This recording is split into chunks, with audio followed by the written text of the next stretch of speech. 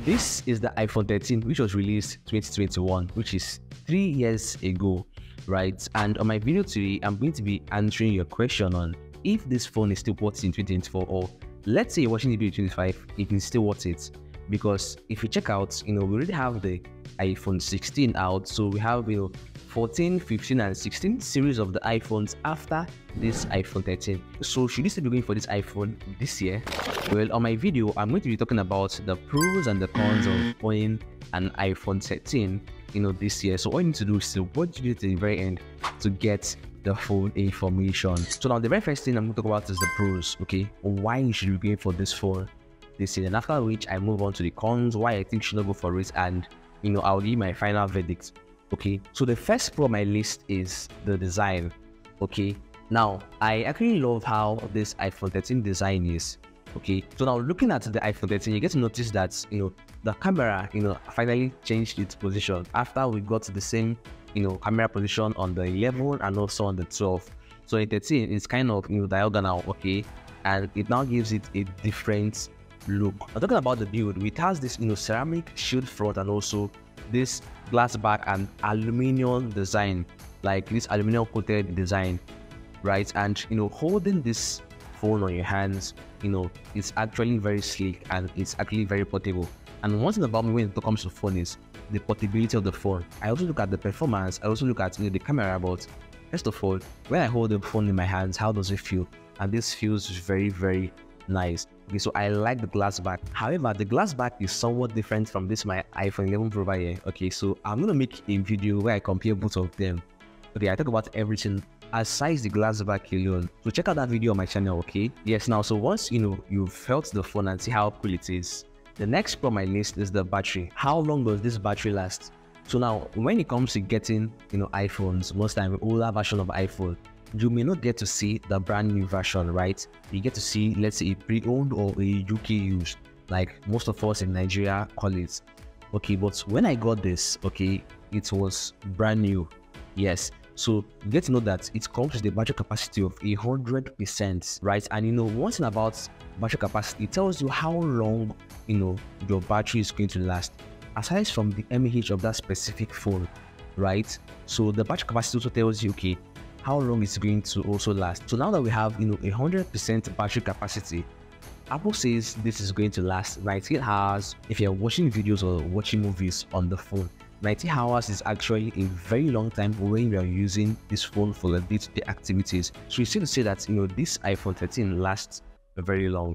Okay, now the next thing is the chipset. So this iPhone 13 uses this A15 Bionic chipset, which is actually very durable. And you know that chipset is in charge of the performance.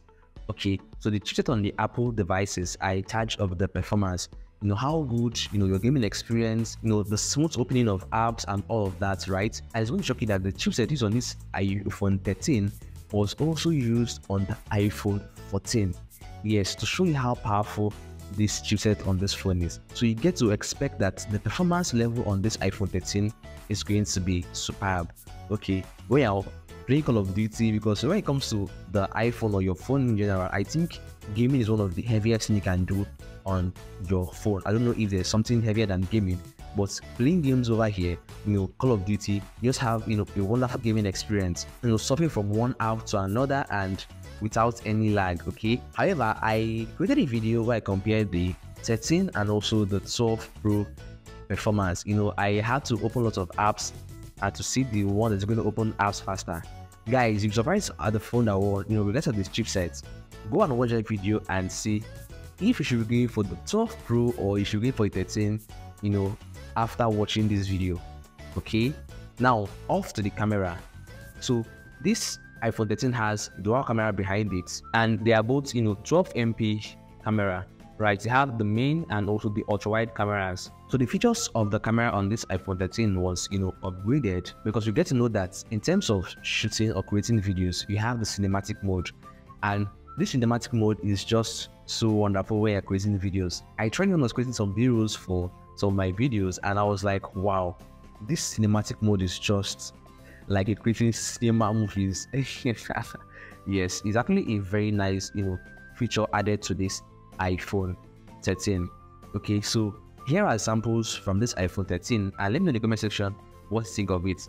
Yes, I also compared the cameras between the 12 Pro and the 13 and also the 11 Pro and the 13 so that you can see, okay, which one should you be going for, because there are a lot of things you check out when you're going for an iPhone. It's not just about the camera, features like what Apple says. You need to also test it out yourself to be sure, you are going for the one with the better camera quality. And I already compared both of them just for you so that you will not have to stress yourself, okay? Check out those videos.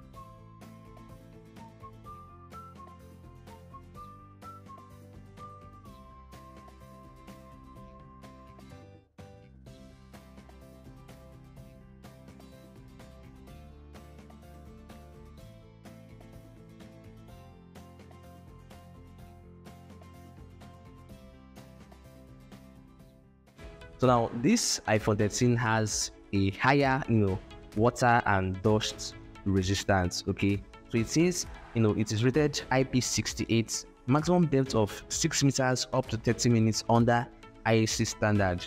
So this can resist splash, water and dust, up to 30 minutes. I would have shown you guys the sample, but I won't do that because I can't really risk this. But there are people or there are videos that have really done water resistant test on this iPhone. Even the drop resistant test, there are videos on that. So now after display, I talked about the performance. I said we are playing, let's say, Call of Duty, you are just enjoying your gaming experience because of how smooth it is. Okay, and that is going to help you enjoy it better is the display on this phone.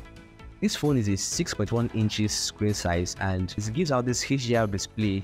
It has, True Tone, wide color P3, haptic touch, and 800 nits max brightness. Okay. So now all these features for the display put together gives you a better, video quality when you're watching movies or even when you're playing game or doing anything on this phone. So you just get to enjoy the experience when you're making use of this your iPhone 13. Okay. Now to resale value, what I love about the iPhone is it has resale value. So regardless of how long you've been using your iPhone, you can still sell it at a very nice rate and even go and swap it. Yes, so at the point I'm making this video, the iPhone 16 is really out, right? I can just go to the markets and tell those vendors, I am with the iPhone 13 right here and I want to swap to the iPhone 16. They're going to tell me, okay, bring this amount, let's say 1 million or so, 900,000 naira, to get the iPhone 16 when I drop this one, okay? Which you don't get to see in other, let's say phones, apart from the Samsung, right? Yes, so other phones, you don't really get the resale value for them.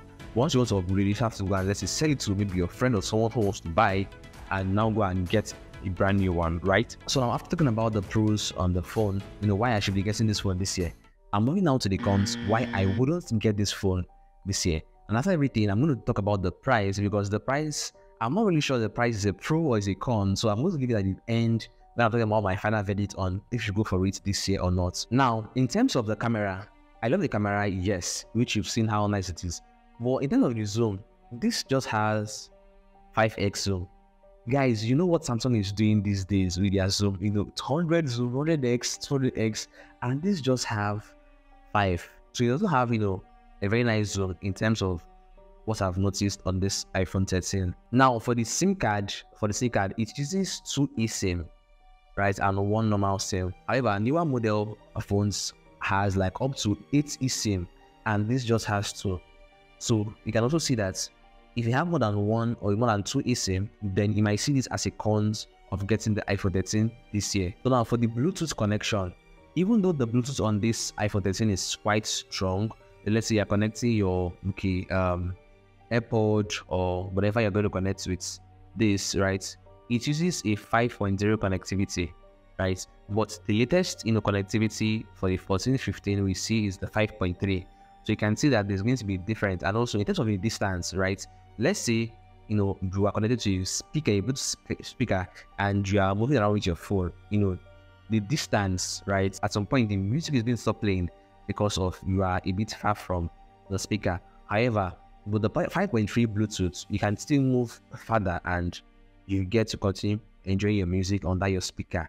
Now, off to the finishing. Okay, even though I talked about this having a glass back, and which is very sleek in terms of the design and all, I feel comparing it to this my iPhone 11 Pro that has this matte glass back, if we were to do a drop test of both of them like this, man, this is going to break first. This is going to crack first, because even holding it alone, you get to know that yes, this is going to crack first. And I'm surprised that this hasn't cracked at all, but this 11 Pro that I talked about, it not cracking first in both of them, has a slight crack on the camera side. So this is both a pro and a con at the same time. So you can see that it is still durable, while I still don't really like how the glass back is, right? So just let me know what you think about the finishing and all. Now to repair costs. Most times people do not look at the repair costs in terms of getting a phone, but it's going to shock you that this iPhone 13 is actually more expensive to repair than even the 14 and the 15.